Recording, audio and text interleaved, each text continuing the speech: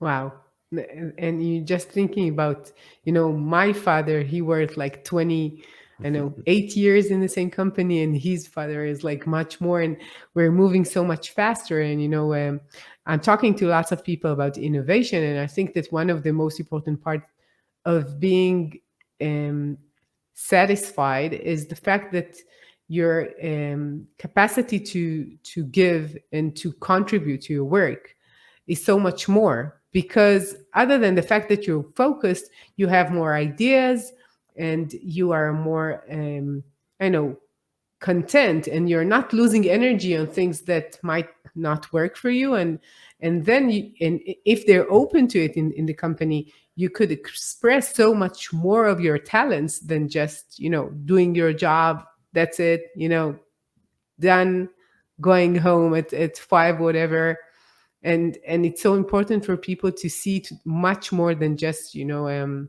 ROI is just, it's like, the bottom line is important, but if you want to innovate and to create something new, you will never get it from a resentful employee. Never ever. Absolutely. We really have to humanize the conversation. And that's the best way you're going to retain employees. You're going to get better output. You're going to get better productivity and more innovation out of them. So what is your professional tip, and how would you tell innovation leaders during these complex times? What should they do? And the unknown times demands so much more from them.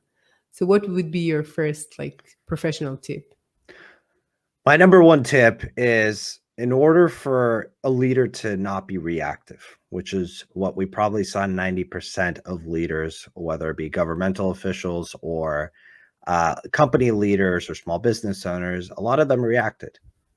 But we also can look and learn from the individuals and the companies that were thriving over the last year, that really excelled, that capitalized on everything that was going on. And being capitalistic during a crisis is not a bad thing, as long as you're producing things of value to other organizations and individuals and services. So it's really important to understand the distinction, the subtle distinction of what makes them different, right? And it really doesn't just boil down to, oh, they had better mentors or they had a Harvard MBA, right? It boils down to their mindset. I don't care if you're Mahatma Gandhi, Buddha, Sheryl Sandberg, Mark Zuckerberg, Jeff Bezos. The only thing that defines them differently is how they think, how they look at the world, what their belief system is. So again, it sounds different, right? I'm going to preach mindset as a core element of being a better leader. The reason I teach people, at least initially, before we do any sort of true kind of team leadership training or any sales training, is really to go through a core mindset exercise, because it's hyper important to spend the time to give your mind access to other ways of thinking. So when a crisis does hit, not only are you a great growth leader, some people are great change leaders, but it's really important to be a great transformational leader and a great crisis leader. That's what this is. And most people don't think about, hey, I want to be a leader one day, or I want to start a company.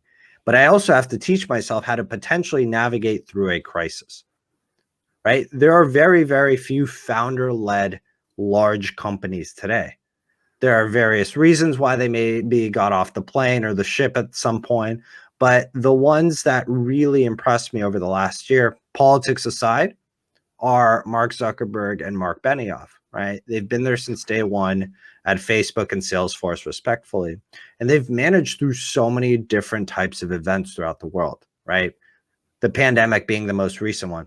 How they managed employees, how they reacted to their employees, how they took care of their employees. Yes, they had the finances for it, but they also spent a great deal of time beforehand putting in the work.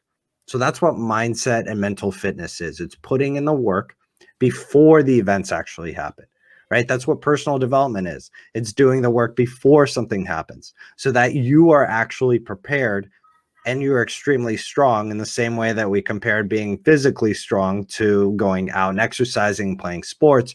We have to be mentally strong for those moments. so that we can take the right action, we can make the right decisions, we can have conversations with our employees, with our teams in ways that are incredibly meaningful to them, and that they know that they're protected.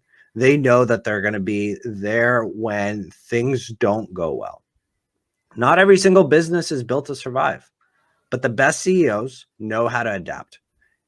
And there are countless examples over the last 18 months that are incredibly important to learn from and understand that the world is hyper different. And we're going to have various events probably over the next 20 or 30 years that are going to ask for such leaders.